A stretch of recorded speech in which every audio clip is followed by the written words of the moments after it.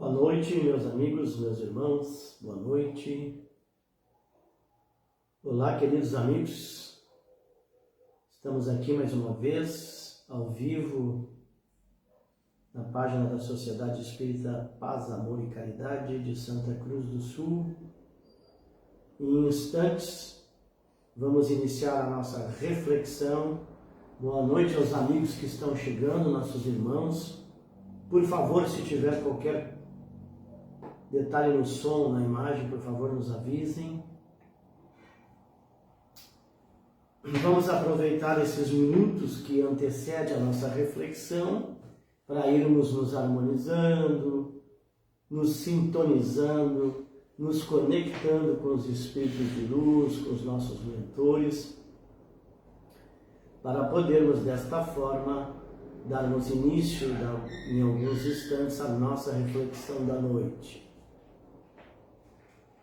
Aos amigos que estão chegando, fazendo parte da nossa corrente, muito obrigado, gente. Obrigado pela presença, pelo apoio. Vamos aproveitando, então, mais uma vez, vamos nos harmonizando, entrando em oração.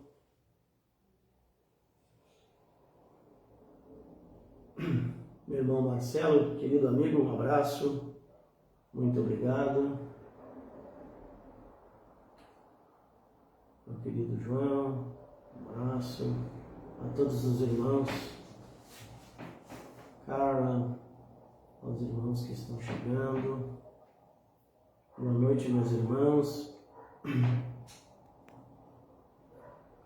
Aproveitando esses minutos que antecedem a nossa reflexão, para irmos nos harmonizando, ajeitando tudo por aqui.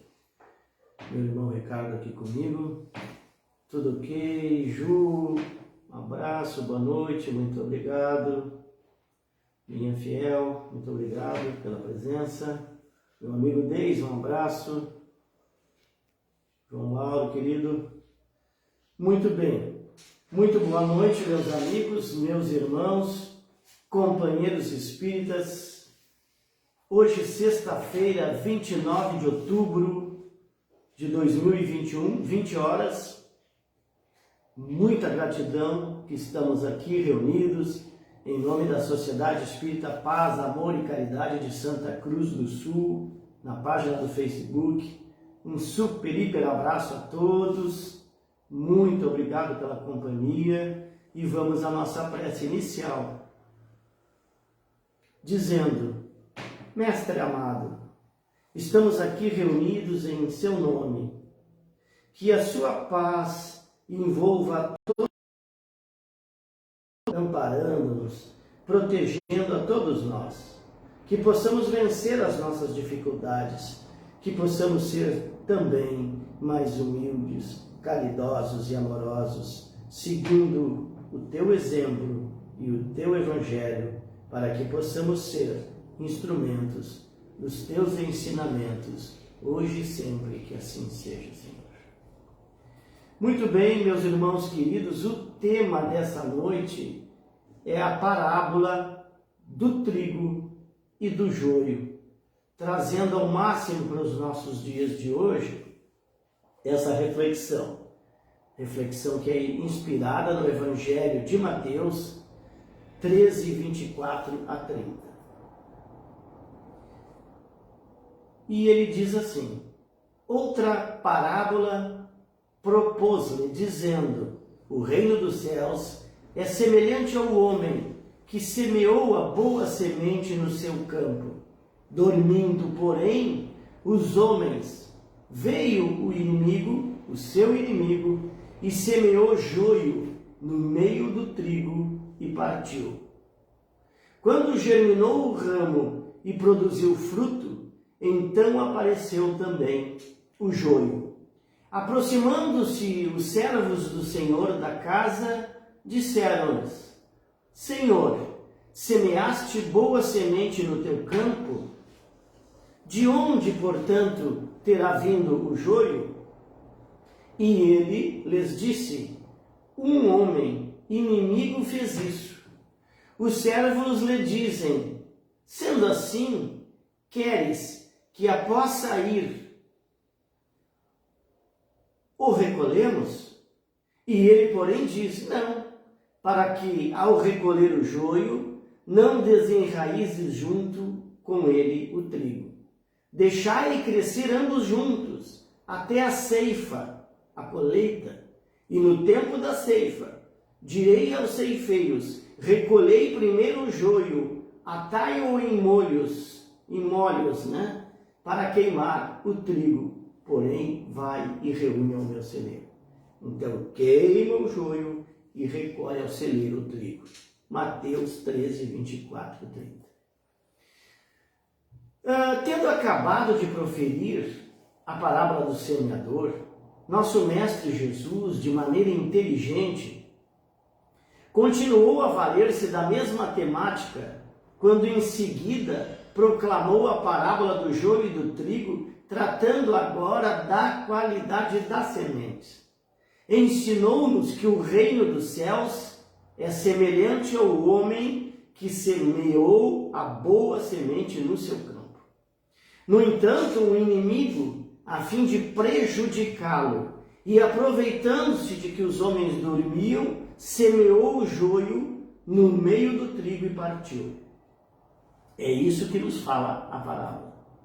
O joio é uma erva daninha, muito parecida com o trigo, cuja semelhança é tal que apenas a gente pode distinguir um do outro com certa facilidade quando os frutos começam a surgir. No início é impossível. Por essa razão foi que o Senhor da parábola instruiu os seus servos a aguardarem o tempo da ceifa, o tempo da colheita, para que o joio fosse efetivamente separado do trigo. E nessa parábola, a boa semente continua sendo a palavra de Deus. Ainda assim, por mais que Jesus nos tenha presenteado com as boas sementes, e por mais clara e pura e singela que seja a sua doutrina, ao ser concebida pelos homens, atraiu inimigos que tentam destruí-la e interesseiros que se aproveitam dela, trazendo falsas interpretações, desvirtuando a sua essência, tal como o joio semeado no meio do trigo. Bem assim. O joio, então, representa, portanto, as más ideias que se misturam muitas e muitas vezes com as boas ideias. É o que fazem os homens com a sublime doutrina do Cristo, por exemplo, que por ignorância ou por má fé tem sido usada há muito e muito tempo, como pretexto para a desunião, para a manipulação das massas que a gente tem visto, das guerras, das opressões, entre outras perversidades, esquecendo-se dos princípios de amor, de caridades estabelecidos, exemplificados pelo nosso Mestre Jesus. E é importante ressaltar que, conforme nós vemos na parábola, o inimigo se aproveitou que os homens dormiam para semear o joio no meio do trigo. E isso significa dizer que quando o homem está desatento e não vigia a si e a seus atos, abre-se espaço necessário para que o mal infiltre, para que as ideias não muito boas venham. Por isso que o Cristo incansavelmente nos diz: orai e vigiai. Vejam que ensinamento lindo, que ensinamento propício como todo eles o são. Mas esse é espetacular. Então o reino dos céus, sobre a ótica espírita, representa a nossa evolução, representa a caminhada para o nosso estágio de perfeição, de melhoramento, de amadurecimento, de evolução espiritual. Os ceifeiros representam Deus e os espíritos trabalhadores no bem, que selecionarão, que escolherão aqueles que derem bons frutos, e daqueles que não o fizeram, a fim de que sejam direcionados corretamente para os destinos que lhe deve competir, que lhe deve ser feito. Então aquele fogo ao qual o joio, falado na parábola, será lançado, representa não o inferno, mas sim as nossas adversidades, representa as nossas provas, as nossas expiações, que os espíritos tomados pelas más inclinações terão que enfrentar, sim, terão que enfrentar, para que seja deles arrancado todo o joio e permaneça toda a erva daninha e permaneça somente o trigo. Portanto, ainda que Deus nos tenha enviado Jesus para nos transmitir os seus sublimes ensinamentos, o mal, infelizmente, ainda caminha entre os homens, o mal ainda caminha entre nós, uma vez que somos falhos em vigiar, falhos em compreender as verdadeiras leis de Deus. No entanto, Cristo, por meio dessa parábola, ele nos assegura que no tempo certo, exatamente, no tempo certo, as más ideias serão totalmente aniquiladas. Enquanto que as boas, elas perdurarão, elas ficarão, de forma que a transição tão falada na Terra para um planeta melhor, para um planeta de regeneração, se concretizará sim, onde o bem finalmente prevaleça sobre o mal. Além disso, nós podemos interpretar o tempo da ceifa, o tempo da colheita, não só como a nossa transição planetária, mas também como a transição da vida para a morte, ou melhor, do mundo material para o mundo espiritual, do encarne para o desencarne. E nessa ocasião, que os espíritos serão julgados, serão selecionados de acordo com as boas ou as más ações que praticarem na terra, como nos diz Jesus. Os maus, representados pelo joio, serão queimados, entre aspas, né? Ou seja, terão de passar por novas provas, por novas expiações. Já os bons espíritos, representados aqui pelo trigo nesta parábola de Jesus, tão linda, magnificamente bela, aqueles que se atentarem aos ensinos do Mestre e forem resignados ante os males desta terra, cumprindo fielmente com sua missão, serão reunidos no celeiro, a exemplo do trigo. Ou seja, receberão a recompensa pelos seus esforços, pelas boas ações, dando um enorme passo rumo à perfeição, que é o nosso destino final. Ademais, cabe relembrar que o joio se distingue do trigo principalmente por conta do seu fruto. Aí é que está o X da questão. Por essa razão, nós temos o dever moral de nos submetermos nossas ideias, as nossas tendências ao crivo da razão, ao crivo do bom senso, da moral cristã, sem sombra de dúvidas.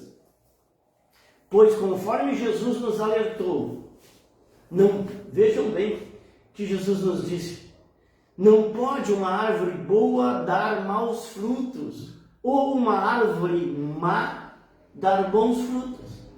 Devemos então desta forma esforçar-nos para assimilar as boas ideias, bem como os ensinamentos de Jesus através do seu Evangelho. Ainda que a princípio algumas ideias boas e más se confundam, como o joio e o trigo, por conta da nossa falha, capacidade de discernimento, muitas e muitas vezes, tal como o trigo e o joio, com o tempo nós vamos poder distingui-las pelo teor dos seus frutos. Eis a grande verdade. Cabendo a nós, portanto, abdicar das práticas que não geram bons resultados, a fim de que nós possamos nos dedicar às ações do trabalho no bem, às ações na caridade, conforme Jesus também nos ensinou. Irmãos, já é chegado o tempo da ceifa, o tempo da colheita. Então, que possamos nos assemelhar ao trigo, cultivando sempre as boas ideias, vigiando nossas ações, de modos que vivamos como Cristo nos instruiu. Dentre todas as sementes que recebemos, e ceifar de nós aqueles que forem como joio, porque não há mais tempo a perder. Tenhamos fé, pois Jesus, nosso Mestre, ele continua, sempre esteve no comando dessa santa colheita. Não vamos esquecer disso. E muitas vezes no nosso dia a dia, nós ainda usamos essa expressão, vamos separar o joio do trigo. Nós usamos muito essa expressão, vamos separar o joio do trigo. Assim como muitas outras expressões, provérbios e ditados, nós vamos repetindo de geração em geração, mas poucas vezes nós paramos para entender de verdade o significado ou a origem disso que a gente está falando. Tipo, separar o joio do trigo é uma dessas expressões que, como nós estamos refletindo, que vem do Novo Testamento, da parábola que encontra no Evangelho de Mateus. E hoje, centenas de anos depois, em muitos momentos de nossa vida, nós precisamos mesmo, e como precisamos mesmo, separar o joio do trigo, ou seja, eliminar algumas coisas para purificar, para melhorar alguns entendimentos que estavam misturados, que estavam e estão ainda muito confusos. Uma parábola tão conhecida merece, portanto, um pouco mais de reflexão acerca do seu conteúdo. A princípio, nós precisamos identificar os objetos desta parábola. O joio, que é uma erva daninha, como nós estamos falando até aqui, que é uma praga, né? O trigo, que é o alimento, que é o fruto, que é da plantação. Então nós vamos ver que Jesus usava essa linguagem simples, razão pela qual optou em buscar exemplos do cotidiano dos trabalhadores daquela época. E nos dias de hoje, se nós pudéssemos trazer, e podemos trazer para os nossos dias de hoje, nós poderíamos falar que nós deveríamos separar, tão atualmente nos nossos dias, o vírus de computador dos bons programas, dos bons aplicativos. Então, a partir desse pressuposto, nós começamos a pensar e a fazer nossas observações. O trigo, ou o bom programa de computador, é nada menos que algo de bom. Sim, algo bom, algo que nos leva à evolução, ao progresso. Mas o joio, quem é? O que é o joio nos dias de hoje? Muitos interpretam essa passagem do ponto de vista sociomundial, isto é, povos bons, povos maus, povos ruins. Outros, dentro da mesma nação, entendem serem eles pertencentes à sua cultura, o seu modo de vida como trigo. Logo, uma cultura diferente para este seria um joio. De certo, há 2000 anos atrás, os hebreus acreditavam serem os povos escolhidos, e esse pensamento até hoje ainda encontra alguma ressonância na mente daqueles que não aceitam uma sociedade diversa, uma sociedade plural. Eis porque alguns enxergam em seus afins o trigo e em seus desafetos o joio. Nós temos essa leitura da parábola. Mas caminhando um pouco mais nesta seara, nós vamos encontrar um raciocínio pautado na classificação que nós fazemos agora, baseado nas ações dos nossos semelhantes. Nós ainda fizemos isso. Assim, quando a gente vê, por exemplo, no noticiário policial, e ao ficarmos estarrecidos com as crueldades que assolam o mundo afora, a gente diz, será que chegou a hora de separarmos o joio do trigo? Entretanto, nós somos convidados muito convidados a fazer uma reflexão diferente sobre essa ideia, sobre esse princípio. Será que o nosso Divino Mestre Jesus se referiu às pessoas quando falou em separar o joio do trigo? Dentro de uma análise mais introspectiva, diríamos uma reflexão íntima, nós podemos encontrar o joio e o trigo dentro de nós mesmos. E não vamos esquecer disso. Assumindo que a erva daninha, ela se encontra também nos nossos corações. Entendemos que precisamos nos preparar para o momento da colheita, sim, e muito. Nesse sentido, há necessidade urgente de mergulharmos em nosso interior. Nós, como a gente sempre repete, espírita, que gostamos de falar na reforma íntima, pois é a hora. Nós precisamos usar as lentes corretivas do discernimento para observar com precisão aonde que se encontra a erva daninha dentro do nosso ser. Assim como a gente gosta de dizer que há lobos em pele de cordeiro, também existe dentro de nós joio, muito joio, com cara de trigo. E é difícil assimilar.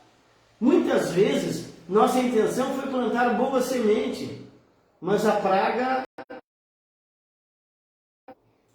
do orgulho, a praga da vaidade.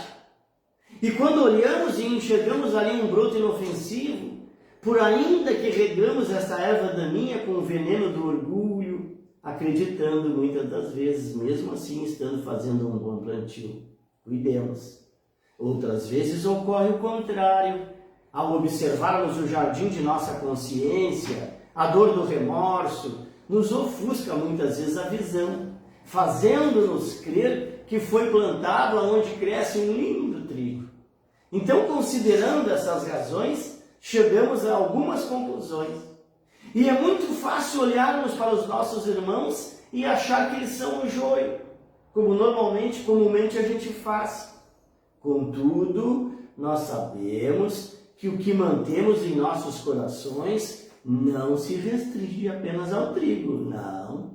Se deixarmos a erva daninha nos sufocar de ira, de revolta, de impaciência, de rebeldia e de tantas outras pragas, e olha que nós temos pragas hoje em dia, não poderemos atirar a primeira pedra sobre a pena de sermos nós ceifados na próxima colheita. Pensemos nisso. Quanto ao nosso plantio interior, necessitamos sim orar e adubar a terra. Ou, usando um exemplo contemporâneo, como nós fizemos no início, nós precisamos instalar alguns antivírus em nossos sistemas. Muitos antivírus. Assim nós estaremos, com certeza, vacinados com a dádiva da compreensão, do discernimento, da sabedoria, da paciência, de tantas outras maravilhas. Na nossa reflexão, nós podemos tirar uma análise de que há duas respostas pertinentes a quem é o joio no mundo atual. Sim, uma primeira resposta mais simples é de dizermos que o joio do mundo atual são todas aquelas pessoas que não estão sendo contingentes com a evolução planetária que vem ocorrendo. E aí vem uma enumeração de coisas. As pessoas invejosas, as pessoas maldosas, preconceituosas, que não conhecem o amor, que não conhecem o bem e que não praticam o bem e nem a caridade. Porém, conseguindo ir um pouco mais além, nós vamos poder ver que não podemos apenas apontar o dedo e dizer que este é joio, que esse é trigo. Não, meus irmãos. É interiorizando os ensinamentos, em busca de uma reforma íntima, que nós vamos ver que, na realidade, muitas das vezes, o joio somos nós mesmos. Sim, infelizmente. Somos joio quando deixamos de olhar as nossas impurezas, quando deixamos de olhar as nossas falhas, quando deixamos de olhar as nossas imperfeições. Ou até mesmo quando sabemos que já o temos e não procuramos uma mudança de comportamento, que não admitimos mudarmos. Da mesma forma, podemos destacar este ponto quando tentamos, ou seja, quando não tentamos, quando não fizemos nenhum esforço de resgatar as nossas pendências de vidas passadas e ficamos sempre no encalço de que o problema está com o outro, que o problema é do outro, que o outro é o problema e não comigo. Lembro-me bem, muito bem eu lembro de uma frase do Evangelho que falando que é muito fácil, eu adoro essa frase do nosso mestre, é muito fácil ver o cisco que se encontra nos olhos de nossos irmãos, porém é difícil de ver o entrave que acoberta a nossa visão. E é completamente nos colocando como trigos. O joio pode ser também os nossos comportamentos não condizentes com os padrões que nossos irmãos e que o nosso irmão, nossos irmãos de luz, que o nosso irmão maior Jesus nos ensinou através do amor, através da caridade, da fraternidade. Comportamentos que nos afastam tanto disso e que a gente tem convivido tanto, que são o orgulho, a avareza, a inveja, a preguiça, estagnação e entre outros tantos, né, gente? Vamos refletir bem nisso, que a parábola nos leva a isso. Estamos nos encaminhando para o fim. Eu gostaria de dizer bem rapidamente ainda, um pouquinho mais, uns 2 minutos aí, o escritor espírita Rodolfo Caligares, ele considerava que o campo citado na parábola faz referência à humanidade terrestre. E ele dizia, o semeador é Jesus, a semente do trigo é o Evangelho, e o joio são as interpretações, dizia ele, capciosas, tendenciosas, muitas vezes malignas, dos seus atos. E o inimigo são os indivíduos que produzem discórdia onde quer que se encontre. Então a parábola também, gente, indica que toda a semeadura, boa ou má, estará inevitavelmente atrelada à respectiva colheita, que acontecerá no momento certo, no momento oportuno, e colhe da natureza o que plantou, do que damos e do que recebemos. Toda semente, mais cedo ou mais tarde, de acordo com os dispositivos da criação, irá crescer e frutificar. Que o nosso plantio seja maravilhoso, mas que a nossa colheita seja farta de todas essas coisas maravilhosas que nós falamos. Muita paz para todos nós. Maravilhosa colheita para todos nós. Que assim seja. E vamos encerrar então com a nossa prece. Deus nosso Pai, que sois todo amor, que sois todo poder, que sois toda bondade. Obrigado por esse momento que aqui estivemos. Muito obrigado, Senhor, por cada oportunidade de aprendizado, de renovação e crescimento espiritual. Que a paz, a harmonia, a serenidade estejam em todos nós, no nosso lar. Muita saúde e luz estejam presentes em nosso lar e em todos nós, agora, hoje e sempre, que assim seja.